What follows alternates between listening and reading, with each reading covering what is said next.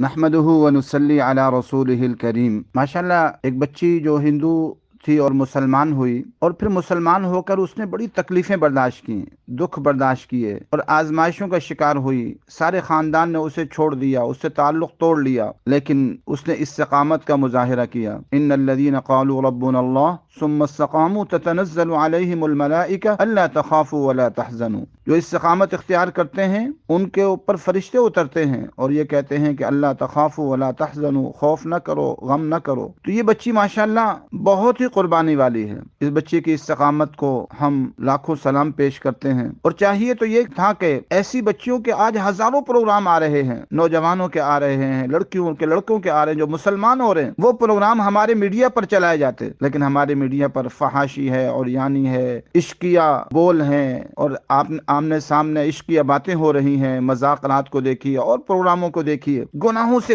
भरे हुए प्रोग्राम हमारे दज्जाली मीडिया में और शैतानी और कुफरिया मीडिया में हमारे चल रहे हैं, और ऐसे बच्चियों के प्रोग्राम नहीं चलाए जाते। बहरहाल हम इस बच्ची की इस्तकामत को लाखों सलाम पेश करते हैं और अल्लाह ताला से दुआ गो हैं कि अल्लाह तबारक व ताला इस बच्ची को हिम्मत, इस्तकामत नसीब फरमाए और इसके खानदान को भी इस्लाम कबूल करने की तौफीक नसीब फरमाए। अस्सलामु अलैकुम व रहमतुल्लाहि व बरकातुहू। वालों ने कैसा रिएक्शन दिया जब उन्हें ये यकीन हो गया कि मैंने इस्लाम वाकई कबूल कर दिया है।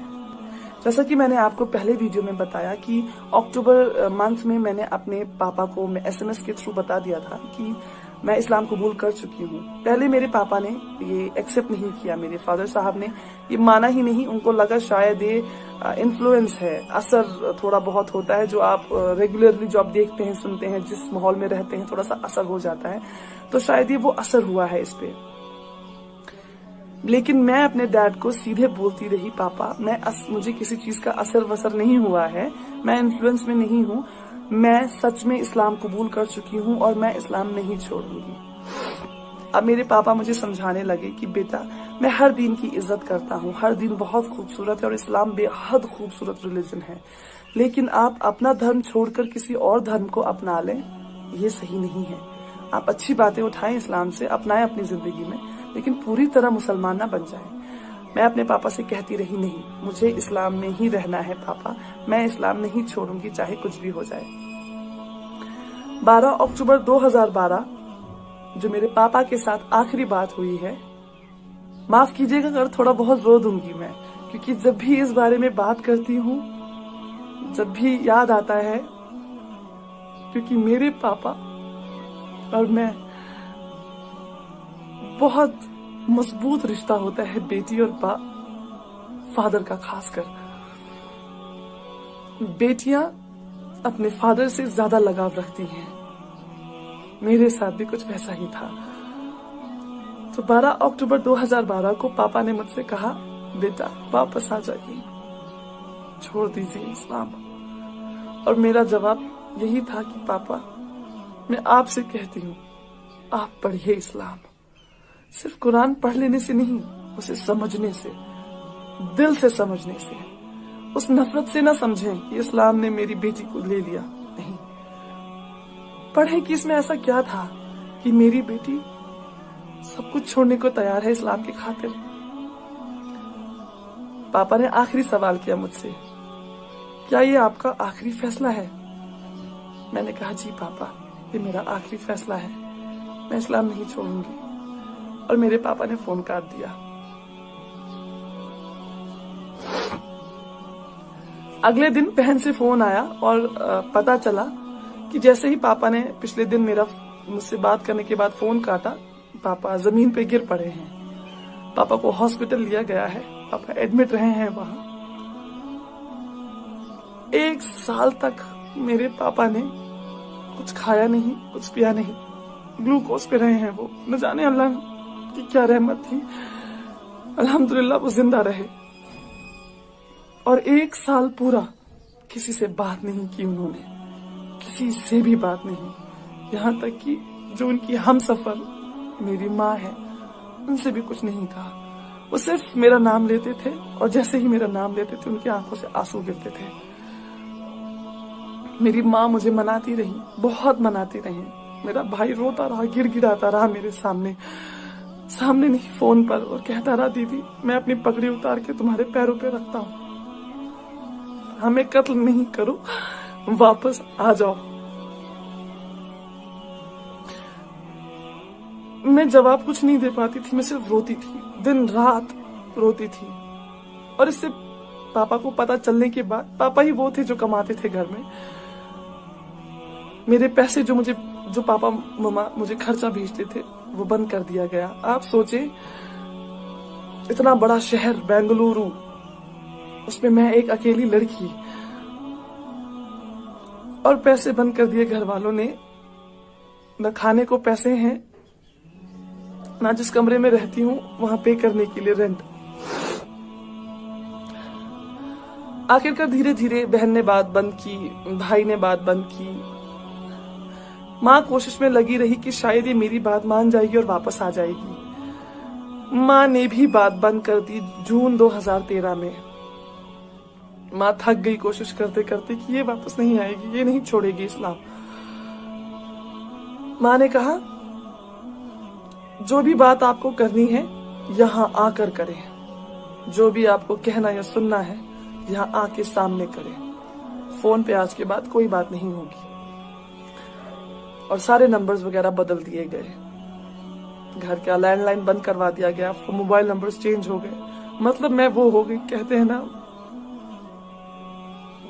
बिल्कुल बेसहारा। बेशक मेरा सहारा अल्लाह था, मेरा ईमान अल्लाह था, मेरा यकीन अल्लाह था, लेकिन जरूरत होती है, माँ बाप की जरूरत होती है। खुदा का निजाम ही कुछ ऐसा है, माँ बाप वो मोहब्बत औलाद से, और वो औलाद के दिल में मोहब्बत अपने माँ बाप के लिए, ये खुदा ने कुछ सिस्टम ही ऐसा बनाया है। तो जब वो मेरी जड़ें जब हिल गई, मैं कमजोर पड़ गई, और यहाँ से माँ बाप ने पैसा भेजना बंद कर दिया था पहले ही, मजबूर होकर मुझे वो कमरा छोड़ना पड़ा और मैं जाके रहने लगी एक मदरसे में। वहां पे गरीब लड़कियां और अनाथ लड़कियां रहा करती थी। मैंने वहां रहना शुरू किया। सबसे अच्छी बात यह हुई कि मैंने अरबी सीखी वहीं पे। मैं जो अरबी में आज कुरान पढ़ पाती हूँ, मेरी पहली बेसिक तालीम अरबी की उसी मदरसे में हुई। और बहुत कुछ सीखने को मिला कि मैंने तो फिर भी 23-24 साल माँ बाप के साथ रही हूँ। माँ बाप ने इतना अच्छी जिंदगी दी है, हमेशा ख्वाहिशें पूरी की हैं। वहां वो बच्चियां थी मदरसे में जिन्होंने बचपन से अपने माँ बाप को खोया है। कोई नहीं है उनका सिवाय अल्लाह के।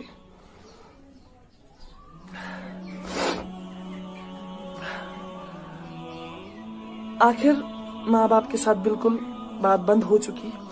नवंबर 2018 में जो आखिरी बात मेरी हुई है वो हुई है मेरी नानी से। मैंने अपनी नानी को किसी तरह, मुझे उनका नंबर याद आया, एक दिन क्लिक हुआ अचानक से। मैंने जल्दी से वो डायल किया तो नानी ने ही उठाया। नानी से बात हुई, बेहद खुश हुई नानी मेरी आवाज सुनकर। मेरे बारे में पूछा उन्होंने, फिर बोला, बेटा क्यों किया तुमने ऐसा, क्या जरूरत थी करने की? अब सब भूल चुके हैं तुम्हें, कोई याद भी नहीं रखता है, तुम्हारे बारे में कोई बात नहीं करता। तुम्हारी बात, तुम्हारा नाम लेना सख्ती से मना है, तुम्हारा नाम कोई नहीं ले सकता। अब आप जहां हैं खुश रहें, अच्छे से रहें, सुकून से रहें। तड़पना आपको भी है, तड़पना हमें भी है, क्योंकि वो खून का रिश्ता, मोहब्बत का रिश्ता जो हमारे बीच है वो तो खत्म नहीं हो सकता। आपकी माँ को, आपके फादर साहब को आप याद आती हैं, बहुत याद आती हैं, लेकिन जो ये सोशल कंपल्शन होती है ना, जो सोसाइटी है बीच में, इसकी वजह से अलग हैं आप नहीं मिल पाएंगे अब उन्होंने मुझे एक बात और बोली, मेरी नानी ने उन्हें बोला, ख्वाब में भी यहाँ आने की जुर्रत नहीं करना। असली का तो छोड़ ही दे, आप ख्वाब में आने की जुर्रत नहीं करना। आपके घर वालों को तो छोड़ दे, बाकी जो है आपके रिश्तेदार आपको इतने टुकड़े करेंगे कि आपको ये नहीं पता चलेगा, किसी को पता नहीं चलेगा कि ये फातिमा जी गई कहाँ। तो खैर नानी से थोड़ी सी बात हुई, लेकिन अल्लाह को मंजूर था शायद कि मेरे जो मामा के बेटे हैं उन्होंने नानी का फोन वगैरह चेक किया, मेरा नंबर ट्रू कॉलर पे देखा तो उन्हें पता चला ये मेरा नंबर है। तो नानी को भी थोड़ी सी सख्ती देखनी पड़ी, और फिर नानी ने एक और फोन किया मुझे कुछ सेकंड्स का और बोला, बेटा मुझे आज के बाद फोन नहीं करना, इनको पता चल गया है कि मेरी आपसे बात हुई थी। फिर कुछ साल, 1-1.5 साल पहले ही मैंने अपनी जो मेरी बहन है उनका फेसबुक अकाउंट से उनकी फ्रेंड को मैंने मैसेज किया, बहुत रिक्वेस्ट करने के बाद उनसे नंबर लिया, उनसे बात की। उनको ये यकीन नहीं आ रहा था कि मैं मेरी बहन ही हूँ या मैं कुछ अलग इंसान बात कर रही हूँ, क्योंकि हमारी आवाज सेम है। उन्होंने मुझे बताया कि दीदी हमें तो पता ही नहीं है कि आप कोई बड़ी बहन भी हैं। हमें ये पता है कि वो है भाई है एक, मतलब मेरी छोटी बहन है, भाई है, लेकिन कोई ये नहीं जानता है कि इन दोनों की बड़ी बहन भी है। कोई नहीं जानता है। 6 साल में ऐसा खत्म कर दी गई है मेरी एग्जिस्टेंस वहां से। मुझे कोई अफसोस नहीं है, अल्हम्दुलिल्लाह। ये शायद हक है उनका ये करने का। वो जितनी सख्ती करेंगे ये हक होगा उनका। और मैं कभी शिकायत नहीं करूंगी कि नहीं आपने ऐसा क्यों किया, आपने मेरा नाम लेना क्यों छोड़ा, या आपने मेरी एग्जिस्टेंस खत्म क्यों की, क्यों नहीं बताया लोगों को कि मैं आपकी बड़ी बेटी हूँ। नहीं, मुझे कोई अफसोस नहीं है। एज उनके रिलीजन का मेंबर होने के हिसाब से मैंने बहुत गलत किया है, उनके लिए बहुत गलत किया है। वो कहते हैं ना कहावत की जीते जी मार डालना, कुछ वैसा ही किया है मैंने उनके साथ। मुझे पता है मैंने गलत नहीं किया, ये मेरा दिल जानता है, मेरा अल्लाह जानता है कि अपने अल्लाह के लिए ही मैंने सब कुछ छोड़ दिया। ये बातें उन्हें तब तक समझ नहीं आएंगी जब तक अल्लाह की रहमत उन पर नहीं होगी, उनके दिल नहीं खुलेंगे, उनके कानों से पर्दे नहीं हटेंगे। तब तक जब तक उनको ये बात समझ नहीं आएगी इस्लाम के बारे में, अल्लाह के बारे में, हमारे नबी सल्लल्लाहु अलैहि वसल्लम के बारे में, तब तक नामुमकिन है कि वो मेरी सिचुएशन को समझेंगे। मुझे कोई शिकायत नहीं है किसी से भी। खैर, जितने भी नए मेंबर्स घर में ऐड हुए हैं, जैसे कजन्स वगैरह की, मेरे भाई की शादी, चचेरे भाई की शादी, जिनकी भी भाई बहनों की शादी है, जितनी भी भाभियां या जीजू घर में आए हैं, किसी को नहीं पता है कि इनकी एक बड़ी बेटी भी थी। तो बिल्कुल ही खत्म कर दी गई हूँ। आप लोगों से कहना चाहती हूँ कि अगर आपके पास आपके माँ बाप हैं, जिंदा हैं, आपके वालिद हैं, आपकी माँ है, आपके साथ है, वो वालिदैन दोनों हैं आपके साथ, या शायद किसी और शहर में, किसी और देश में रहते हैं, अल्लाह के लिए कभी ऐसा ना करें कि उन्हें तकलीफ हो। ये ऐसा अनमोल तोहफा अल्लाह ताला ने आपको दिया है। बहुत खुश नसीब है अगर आपके पास दोनों हैं या एक भी है, बहुत खुश नसीब है, यकीन मानिए। ये ऐसा तोहफा है जिसके लिए आपने कुछ पैसे नहीं दिए। आप जाते हैं ना दुकान पे, आप जब पैसे देते हैं तभी कोई तोहफा खरीद सकते हैं किसी को देने के लिए। अल्लाह ने आपको फ्री में दिया है। आप अपनी माँ से जन्म लेते हैं, माँ और जो पापा फादर साहब होते हैं, दोनों से बेहद मोहब्बत मिलती है, मोहब्बत में पले बड़े हैं आप। आपको क्या देना पड़ा उन्हें? कुछ भी नहीं। उन्होंने आपका ख्याल तब रखा जब आप बेसहारा थे, बिल्कुल बेसहारा। जब आप शायद खुद कुछ खा पी नहीं पाते थे, तब माँ ने आपको छाती से लगा के आपका पेट भरा है। जब आपको चलना नहीं आता था, आपके फादर साहब ने आपकी उंगली पकड़ के गिर गिर के चलना सिखाया है। आपकी स्कूल की फीसेस आप कैलकुलेट करने बैठेंगे ना, ताउम्र की आपको फीसेस कितनी लगी हैं, आपका दिमाग चकरा जाएगा कि आपके माँ और पापा ने कितना खर्चा किया है आपको इस तरह का इंसान बनाने के लिए। तो अगर आपके माँ बाप आपके पास हैं, करीब हैं, थोड़े दूर भी हैं, खुदा के लिए उन्हें बताएं कि आप उनसे कितनी मोहब्बत करते हैं। उन्हें बताएं कि वो कितना अहम हिस्सा है आपकी जिंदगी का। अगर वो दूर हो गए आपसे, दोबारा आपको मौका कभी नहीं मिलेगा उन्हें ये बताने का। तो जब तक जान है बता दीजिए, जब तक ये सांसें चल रही हैं उन्हें एहसास करवा दीजिए। इस्लाम में सुना है कि जन्नत माँ के पैरों के नीचे है, जिस जन्नत के लिए हम तलब रखते हैं। सारे रमजान हमने यही दुआ मांगी है कि या अल्लाह जहन्नम से दूर रखना और जन्नत में जगह देना, या अल्लाह जन्नत में जगह दीजिएगा। वो जन्नत माँ के पैरों के नीचे है। जरा उन पैरों को चूम कर देखिए, जरा उस माँ के हाथों को चूम कर देखिए, जरा उनकी दुआएं लेकर देखिए, आपको जन्नत मिल जाएगी।